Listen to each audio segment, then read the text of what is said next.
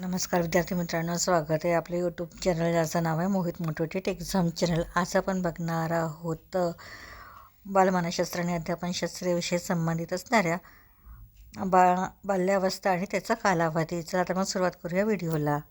हा व्हिडिओ तुम्हाला CTET, TET आणि महा-TET देखील उपयोगी पडू शकेल।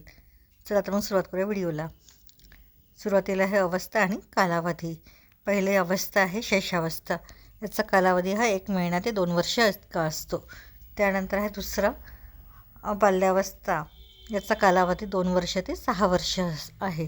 तिसरा अवस्था आहे किशोरावस्था, याचा कालावधी 6 ते 9 वर्ष किंवा 9 ते 12 वर्ष देखील असू शकतो। त्यानंतर आहे तिसरं पौगंडावस्था, याचा कालावधी हा 12 वर्ष ते 13 वर्ष इतका मानला जातो।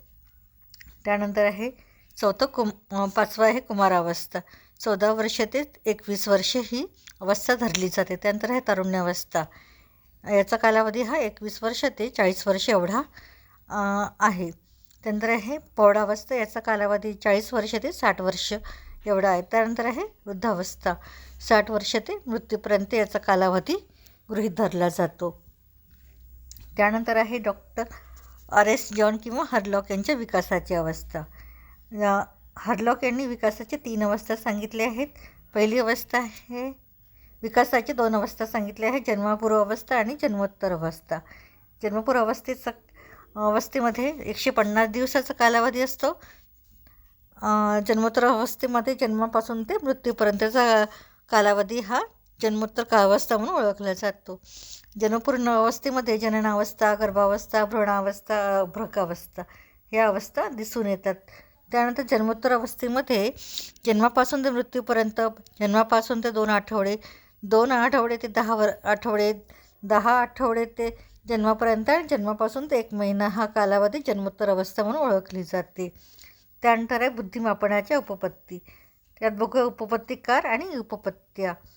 पहिलं आहे स्पियरमन यांचं आहे द्विघटक उपपत्ती। थॉम्सन द्विघटक उपपत्तीत सुधारणा केलेली उपपत्तीमध्ये त्यांनी सुधारणा करून आणली आहे। त्यानंतर आहे थॉर्नडाईक यांची आहे बहुघटक उपपत्ती, यांनी 4 बहुघटक उपपत्ती सांगितल्या आहेत।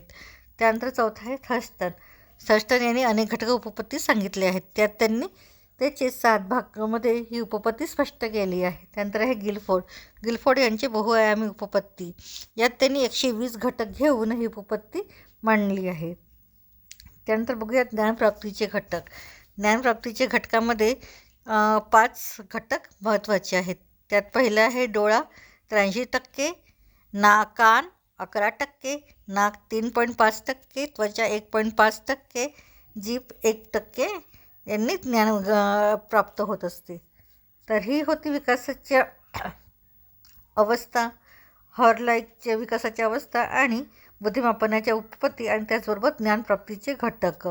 व्हिडिओ आवडल्यास व्हिडिओला लाईक करा, कॉमेंट्स करा, जास्तीत जास्त व्हिडिओ शेअर करा, हाईप करा आणि चॅनलवर जर नवीन असाल तर अशाच नवीन अपडेट बघण्यासाठी व्हिडिओला लाईक करा, शेअर करा आणि चॅनलला सबस्क्राईब करायला विसरू नका।